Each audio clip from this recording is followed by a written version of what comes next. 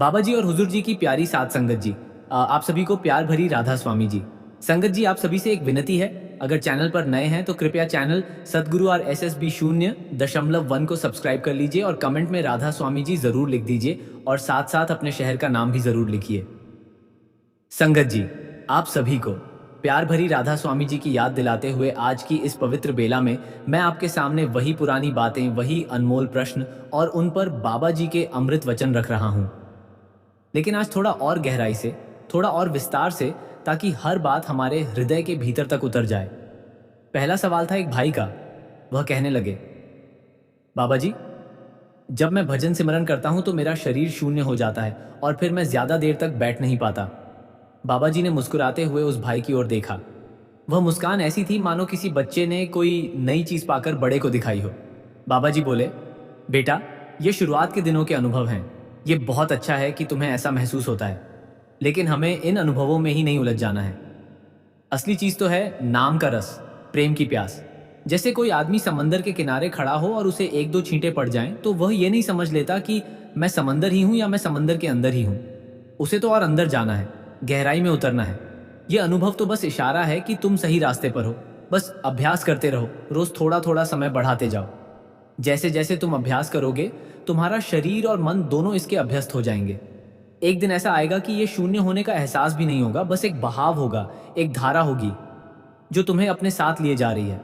तुम बस बैठे रहना, सुनते रहना, याद करते रहना, देखना मालिक कैसे अपने दर पर बुलाता है। इसके बाद एक बहन ने सवाल किया। बड़ी व्यथा से भरा हुआ सवाल था। बोली, बाबा जी, मेरे घर में बहुत लड़ाई झगड़े होते हैं, रोज का क्लेश, रोज की कहासुनी, मैं बहुत परेशान रहती हूँ। बाबा जी ने प्यार से पूछा, तो फिर तू क्यों अपने घर वालों से लड़ती है? बहन ने तुरंत जवाब दिया, बाबा जी, मैं तो मीराबाई जैसी हूं, मैं किसी से नहीं लड़ती, घर वाले ही मुझसे लड़ाई करते हैं। यह सुनते ही पूरी संगत में हंसी की लहर दौड़ गई, लेकिन बाबा जी की मुस्कान के पीछे एक गहरा ज्ञान छिपा था। बाबा जी बोले, बेटा, जब घर वाले तुझसे लड़ने आए तो तू मीराबाई से झांसी की रानी बन जाया कर। संगत फिर से हंस पड़ी, लेकिन फिर बाबा जी ने गंभीर होकर समझाया, देखो बेटा, यह दुनिया एक रंगमंच है। हर किसी का अपना अपना स्वभाव है, अपनी अपनी समझ है। अगर कोई तुझसे लड़ने आता है तो उसकी आग में अगर तू भी तेल डालेगी तो आग और भड़केगी। लेकिन अगर तू शांत रहेगी, चुप रहेगी या प्यार से बात करेगी तो देखना, वह आग आप ही आप बुझ जाएगी। जैसे आग में पानी डालो तो बुझ जाती है। तुम बनो वह शीतल जल। घर में शांति चाहिए तो पहले तुम्हें शांत होना पड़ेगा। राधा स्वामी जी ने हमें प्रेम का मार्ग दिखाया है, प्रतिक्रिया का नहीं। इसलिए अगली बार जब कोई लड़ने आए तो मुस्कुरा देना या राधा स्वामी जी कह देना, फिर देखना कमाल। फिर एक और बहन ने बड़ी ईमानदारी से अपनी बात रखी। बोली, बाबा जी, नामदान के समय हमें 4 शर्तें बताई गई थी। मैंने पहली 3 शर्तें तो पूरी ईमानदारी से निभाई, लेकिन चौथी शर्त, 2.5 घंटे के भजन सिमरन वाला वादा, मैं नहीं निभा पा रही हूँ और इसीलिए मुझे बहुत बुरा लगता है। मैं खुद को कसूरवार समझती हूँ। बाबा जी के चेहरे पर फिर वही दुलार भरी मुस्कान आ गई। बाबा जी ने कहा, बेटा, ईमानदारी शब्द का इस्तेमाल यहाँ मत करो। ये ईमानदारी या बेईमानी का सवाल नहीं है। ये तो हमारी कोशिश का सवाल है, हमारे प्रयास का सवाल है। हमारा काम है प्रयास करते रहना। देखो, अगर कोई कहता है कि मैं 1 महीने में कलकत्ता पहुंच जाऊंगा, तो वह चलना तो शुरू करेगा ना। पहला कदम उठाएगा, फिर दूसरा, फिर तीसरा। एक दिन में ही 100 कोस नहीं चला जा सकता। ठीक उसी तरह हम सोचें कि एक ही दिन में 2.5 घंटे बैठ जाएंगे, ऐसा नहीं होता। पहले 10 मिनट बैठो, फिर 15, फिर आधा घंटा, फिर 1 घंटा। धीरे धीरे समय बढ़ाओ। एक दिन ऐसा भी आएगा जब तुम 2.5 घंटे ही नहीं, 5 घंटे भी बैठ सकोगी। और खुद को कसूरवार मत समझो। ये सोचना ही मन को और कमजोर करता है। मालिक पर विश्वास रखो, वह तुम्हारी हर छोटी कोशिश को देख रहा है। बस अपनी ड्यूटी निभाती चलो, बिना किसी बोझ के, बिना किसी शर्त के। उसी बहन ने फिर एक और सवाल किया, बड़ा ही मार्मिक। बोली, बाबा जी, मेरे घर में एक बुजुर्ग थे, बहुत पक्के सत्संगी थे, लेकिन वह नामदान लिए बिना ही इस संसार से चले गए। क्या अब उन्हें भटकना पड़ेगा? क्या उनकी आत्मा को शांति नहीं मिलेगी? यह सवाल सुनते ही बाबा जी की आंखों में एक अजीब सी नमी आ गई। थोड़ा रुककर बोले, बेटा, यह मोहर तो हमने लगा रखी है कि नामदान नहीं मिला तो भटकना पड़ेगा, लेकिन मालिक ने ऐसी कोई मोहर नहीं लगाई। मालिक तो बेपरवाह है, वह तो सिर्फ प्रेम देखता है, भाव देखता है। जब हम पूरी श्रद्धा, पूरे विश्वास से मालिक पर, सतगुरु पर विश्वास करने लगते हैं तो वही रिश्ता, वही यकीन हमें सही राह पर ले जाता है। जिसने मालिक पर विश्वास कर लिया, समझो उसे मालिक ने अपना लिया, चाहे उसने नामदान लिया हो या न लिया हो। कबीर साहब ने कहा है, मालकुनी मालिक हरी सब घटी रामू रमाई, चाहे तिलकु न धारई चाहे बेसरी जाए। मालिक तो हर जगह है, हर दिल में है। उस तक पहुंचने के लिए रास्ते अलग अलग हो सकते हैं, लेकिन मंजिल से एक या मंजिल एक है। इसलिए बेटा, बहुत गहराई में मत जाओ। तुम बस इतना समझ लो कि मालिक कभी किसी के साथ भेदभाव नहीं करता। वह तो करुणा का सागर है। उस बुजुर्ग का विश्वास ही उनके काम आएगा। फिर एक भाई ने बड़ी निराशा से कहा, बाबा जी, मैंने हमेशा ईमानदारी से कमाई की है। आपके कहे अनुसार हक हलाल की नीति को हमेशा फॉलो किया है। फिर भी मेरे बच्चे मेरी बात नहीं मानते। बड़ी तकलीफ होती है। बाबा जी ने बहुत ही प्यार से समझाया, संगत जी, यह बहुत आम समस्या है।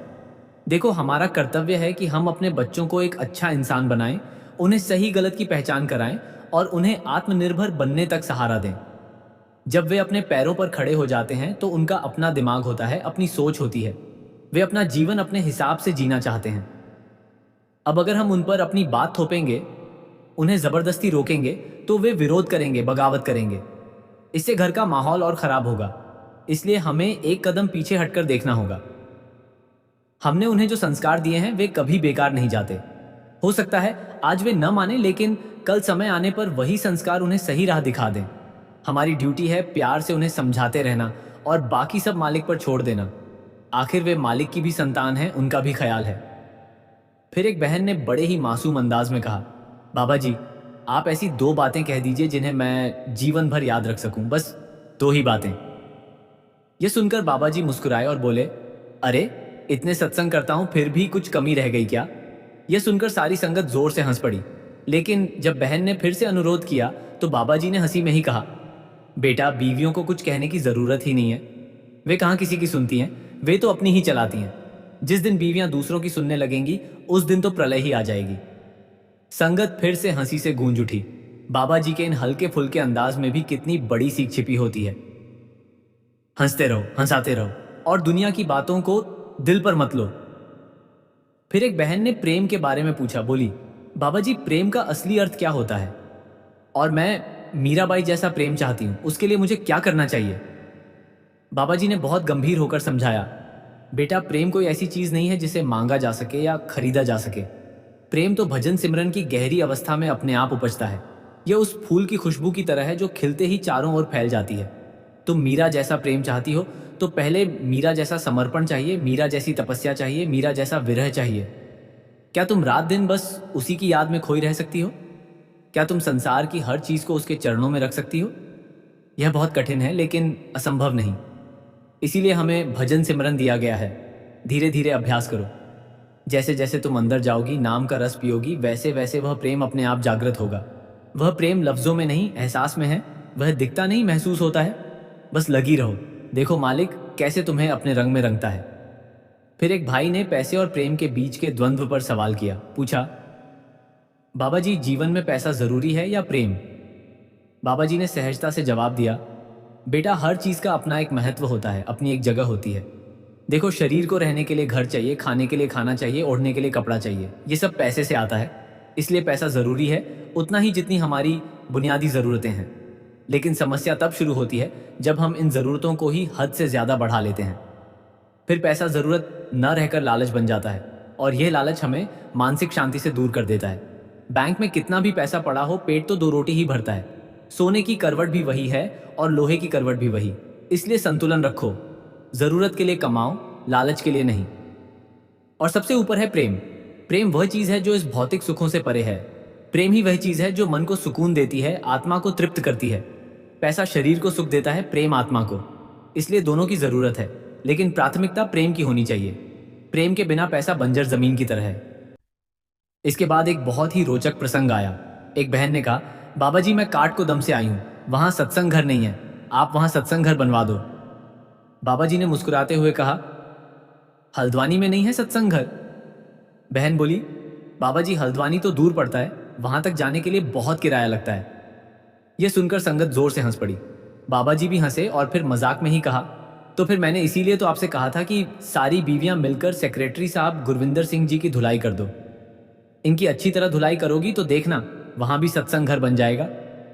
यह सुनकर तो संगत में हंसी का ठहाका लग गया। बाबा जी के इस अंदाज ने सबको हंसाते हुए यह सिखा दिया कि संगत के सहयोग और प्रेम से ही सत्संग के केंद्र बनते हैं, बिना किसी व्यक्तिगत प्रयास के। फिर एक लड़के ने बड़े गंभीर स्वर में पूछा, बाबा जी, मैं जानवरों से बहुत प्यार करता हूँ। सड़क के कुत्तों को रोटी खिलाता हूँ, गाय को चारा डालता हूँ, लेकिन जब किसी को जानवरों पर अत्याचार करते देखता हूँ तो बहुत बुरा लगता है। लेकिन मेरे मन में ही एक सवाल है, क्या हमें गाय का दूध पीना चाहिए? कुछ लोग कहते हैं दूध शुद्ध नहीं होता। बाबा जी ने बड़े प्यार से समझाया, बेटा, सबसे पहले तो मैं तुम्हारी भावना की सराहना करता हूँ। जानवरों से प्रेम करना, उनकी सेवा करना बहुत पुण्य का काम है। वे भी इस संसार में हमारे साथ ही हैं। अब दूध वाली बात पर आते हैं। देखो, हम गाय को माता कहते हैं, उसकी पूजा करते हैं, तो भला माँ का दूध अशुद्ध कैसे हो सकता है? वह दूध तो अमृत है।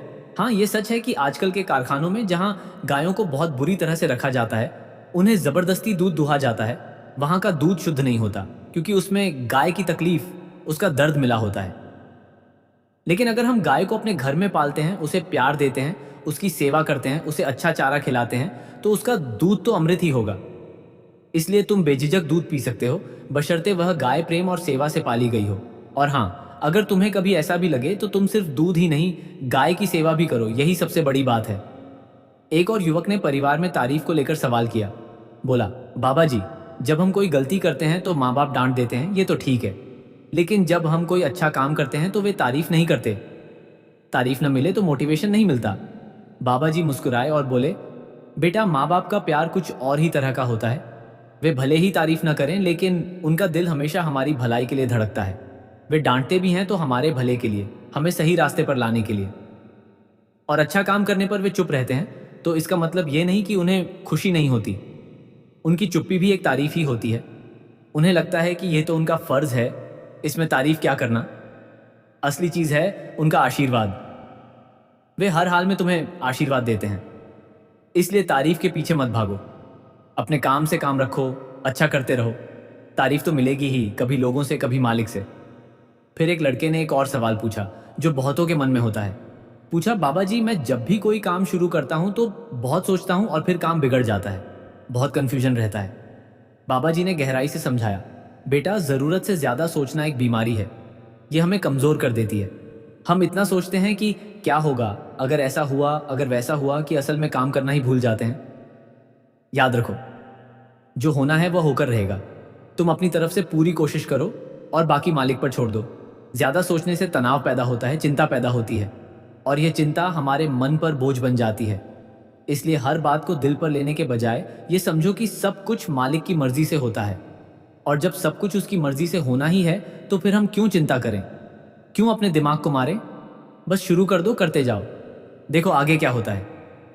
इसी दौरान एक और लड़के ने जानवरों से जुड़ा एक और सवाल पूछा।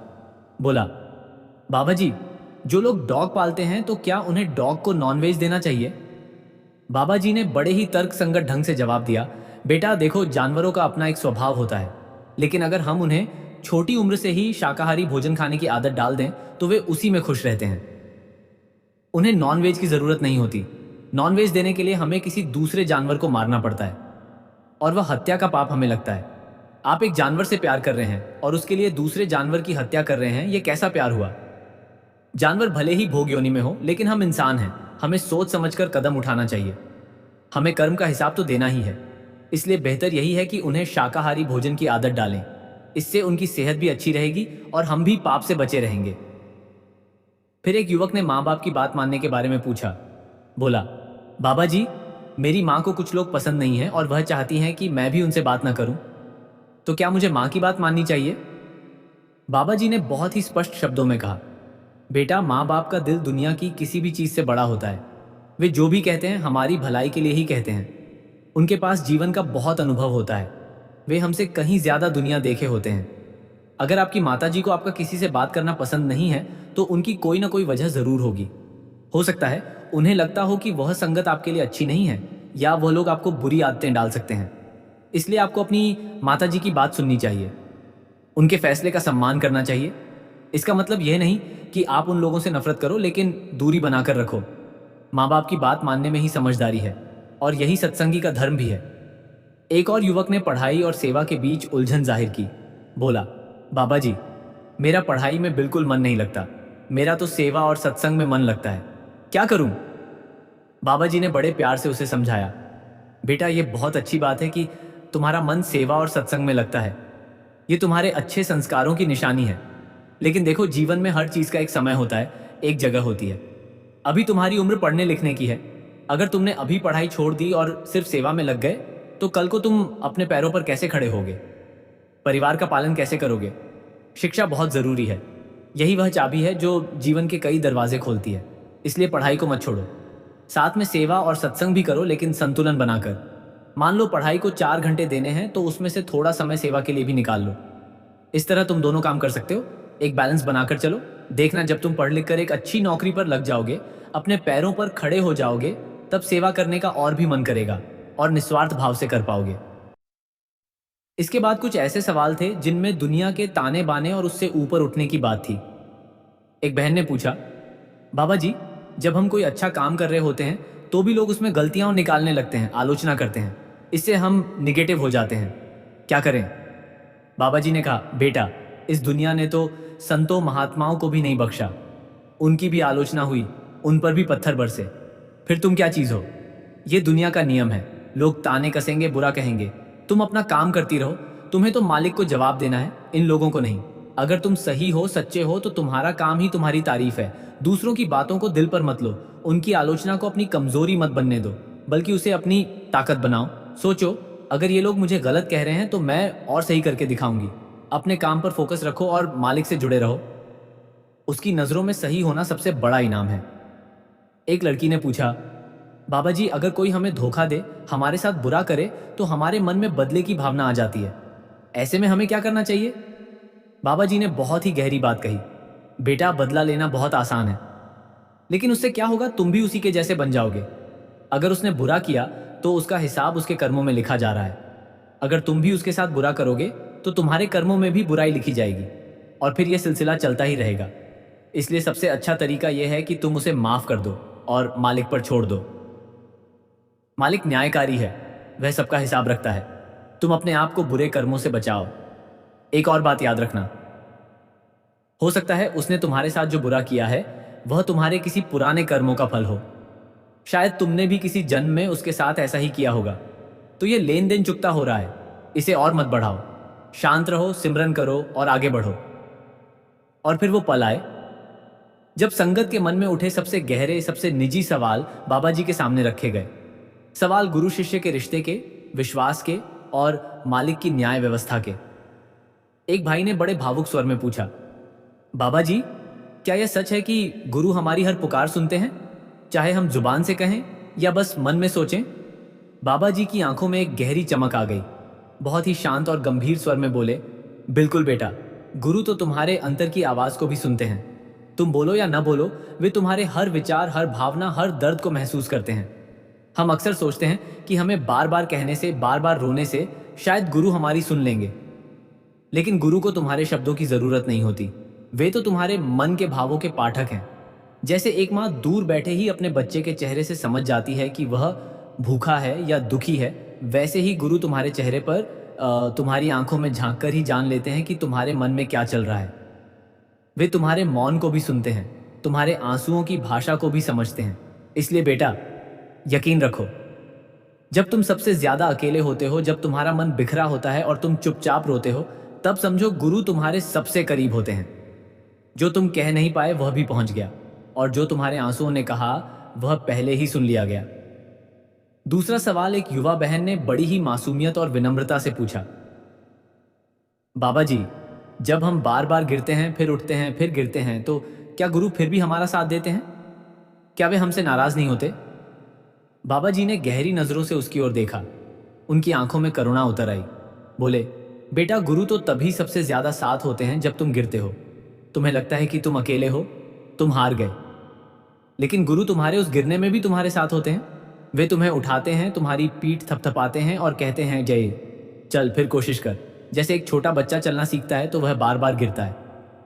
माँ उसे बार बार उठाती है, कभी नाराज नहीं होती। वह जानती है कि एक दिन वह चलेगा ही। उसी तरह गुरु जानते हैं कि तुम एक दिन कामयाब होगे। गिरना हार नहीं है, हार तो तब है जब तुम कोशिश करना ही छोड़ दो। गुरु तुमसे परफेक्ट होने की उम्मीद नहीं रखते, वे तो बस तुमसे सच्चे मन से की गई कोशिश की उम्मीद रखते हैं, और वह कोशिश तुम कर रहे हो, बस यही काफ़ी है।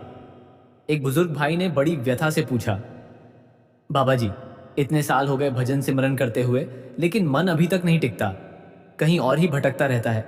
क्या अब भी मुझसे कुछ हो पाएगा? क्या मेरी ये कोशिश बेकार तो नहीं जा रही? बाबा जी ने बहुत कोमलता से उसका हाथ अपने हाथ में लिया और बोले, बिल्कुल बेकार नहीं जा रही बेटा। ये नाम कोई साधारण चीज़ नहीं है, ये अमृत है। जो एक बार भी नाम ले लेता है उसका जीवन धन्य हो जाता है। तुम सोचते हो कि मन नहीं टिकता इसलिए कुछ नहीं हो रहा, लेकिन ऐसा नहीं है। तुम जब भी सिमरन पर बैठते हो, तुम मालिक के घर की तरफ एक कदम बढ़ा रहे हो। भले ही तुम्हारा मन इधर उधर भटके, लेकिन तुम्हारी आत्मा उस दिशा में यात्रा कर रही है। जैसे कोई कमजोर आदमी कोई भारी चीज उठाने की कोशिश करता है तो वह गिर जाता है, लेकिन उसकी कोशिश बेकार नहीं जाती, उसकी मांसपेशियां मजबूत होती हैं। उसी तरह तुम्हारी हर कोशिश तुम्हारे मन को मजबूत कर रही है, उसे नाम की तरफ खींच रही है।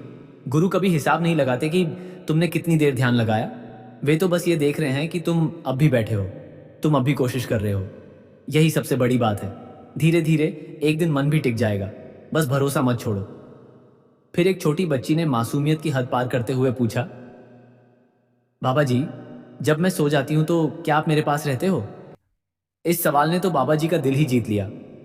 बड़े प्यार से उसके सिर पर हाथ रखा और बोले, हाँ बेटा, जब तुम सो जाती हो तब भी मैं तुम्हारे पास ही होता हूँ। गुरु अपने बच्चे को कभी अकेला नहीं छोड़ता। जैसे एक माँ दिन भर खेलते कूदते बच्चे को रात में सुलाते वक्त उसके पास बैठी रहती है, उसे चैन से सोते हुए देखती है, वैसे ही गुरु तुम्हारी हर सांस, हर ख्वाब में तुम्हारे साथ होता है। तुम्हें सिर्फ जागते हुए ही नहीं, बल्कि सोते हुए भी गुरु की जरूरत है, इसलिए वे वहां भी हैं। बस तुम अपने मन में यह यकीन रखो कि गुरु हर समय मेरे साथ हैं, यही सबसे बड़ी सुरक्षा है। एक सज्जन ने बड़े गंभीर स्वर में पूछा, बाबा जी, क्या सच में नाम ही हमारा असली सहारा है? क्या इससे जीवन की हर उलझन, हर परेशानी सुलझ सकती है? बाबा जी ने बड़े जोर देकर कहा, बिल्कुल बेटा, नाम ही एकमात्र ऐसा सहारा है जो इस जीवन में भी काम आता है और अगले जन्मों में भी। यह संसार एक तूफानी समंदर है। रिश्ते नाते, धन दौलत, ये सब उस समंदर में तैरती हुई लकड़ियों की तरह हैं। ये कभी भी डूब सकती हैं, बह सकती हैं, लेकिन नाम एक मजबूत लंगर की तरह है। अगर तुमने नाम की नाव पकड़ ली तो कोई तूफान तुम्हें डुबा नहीं सकता। जीवन की हर उलझन, हर परेशानी का समाधान नाम में छिपा है। नाम से मन को शांति मिलती है, नाम से बुद्धि शुद्ध होती है, नाम से आत्मा को बल मिलता है। जब तुम नाम से जुड़ जाते हो तो गुरु खुद तुम्हारे साथ हो जाते हैं और फिर तुम्हारी हर समस्या का हल वे अपने आप निकाल देते हैं। तुम बस उन पर भरोसा रखो और नाम की कमाई करते रहो। एक बहन ने बड़े दुखी होकर पूछा, बाबा जी, जब हमारे अपने ही हमें गलत समझते हैं, जब वे ही हम पर विश्वास नहीं करते तो बहुत तकलीफ होती है, हम टूट जाते हैं, ऐसे में क्या करें? बाबा जी ने बहुत ही शांत और गहरे स्वर में जवाब दिया, बेटा, यह संसार निभाने का स्थान है, समझने का नहीं। अपनों की चोट सबसे गहरी लगती है, यह सच है, लेकिन याद रखो, हर इंसान की अपनी एक सीमा होती है, अपनी एक समझ होती है। हो सकता है वे तुम्हारे इरादों को न समझ पाएं, तुम्हारी भावनाओं को न पढ़ पाएं, लेकिन गुरु तो तुम्हें जानते हैं। वे तुम्हारे दिल की हर बात जानते हैं। उनकी नजरों में सही होना, उनका भरोसा जीतना इस दुनिया की तमाम तारीफों से बड़ा है। लोग बदलेंगे, समय बदलेगा, परिस्थितियां बदलेंगी, लेकिन अगर तुमने गुरु को मन में बसा लिया तो कोई तुम्हें तोड़ नहीं सकता। दुनिया की समझ से ऊपर उठो, गुरु के प्रेम में, गुरु के भरोसे में इतने मजबूत बन जाओ कि दुनिया की कोई बात तुम्हें हिला ना सके। और फिर एक युवक ने एक बहुत ही अनोखा और गूढ़ सवाल पूछा। उसने हल्की मुस्कान के साथ कहा, हुजूर जी, आप अक्सर कहते हैं कि गुरु और शिष्य का रिश्ता सबसे पवित्र होता है, तो क्या हम कभी गुरु जी से शिकायत कर सकते हैं? जैसे कभी लगता है कि आप सुनते नहीं हो या जवाब नहीं देते, तो क्या ऐसा करना गलत है? ये सवाल सुनते ही बाबा जी के चेहरे पर एक अलग ही तरह की मुस्कान आई। थोड़ा झुककर बड़े प्यार से बोले, बिल्कुल कर सकते हो बेटा। गुरु से शिकायत वही करता है जिसने उस पर सबसे ज्यादा हक समझा हो, जो उससे सबसे ज्यादा प्यार करता हो। शिकायत का मतलब ही है कि तुम अब भी उसी के हो, तुम अब भी उसी को पुकार रहे हो, उसी से उम्मीद रख रहे हो। गुरु नाराज नहीं होता, वह तो उस प्रेम को देखता है जो शिकायत के पीछे छिपा होता है। थोड़ा रुककर बाबा जी ने भावुक होकर आगे कहा, जैसे एक बच्चा माँ से रुठकर कह देता है, तुम मुझे प्यार नहीं करती, मैं तो माँ हंसकर कहती है, चल नाटक मत कर। वैसे ही गुरु भी भीतर से मुस्कुराता है जब शिष्य शिकायत करता है, क्योंकि वह जानता है कि यह शिकायत भी उसी प्रेम की एक शक्ल है। फिर बाबा जी ने एक बहुत ही गहरी बात कही, लेकिन एक बात याद रखना बेटा, शिकायतें करना ठीक है, पर भरोसा छोड़ना मत। कभी भी यह मत सोचना कि गुरु नहीं है या गुरु सुनता नहीं।